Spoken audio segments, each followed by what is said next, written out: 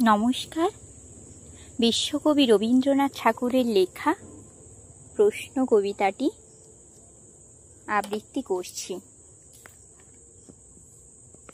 মাগো, আমায় ছুটি দিতে বল, সকাল থেকে পড়েছি যে মেলা। এখন আমি তোমার ঘরে বসে করব শুধু পড়া পড়া খেলা। তুমি বলছো দুপুর এখন সবে, না হয় যেন সত্যি হলো তাই। একদিনও কি দুপুর বেলা হলে বিকেল হলো মনে করতে নাই? আমি তো বেশ ভাবতে পারি মনে, সূর্য ডুবে গেছে মাঠের শেষে। বাগদি বুড়ি চুবড়ি ভরে নিয়ে শাক তুলছে পুকুর ধারে এসে। আঁধার হলো মাদার গাছের তলা, কালি হয়ে এলো দিঘির জল।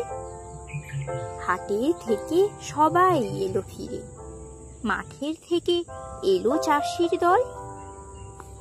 মনে কর না উঠলো সাঁঝের তারা, মনে কর না সন্ধে হলো যেন।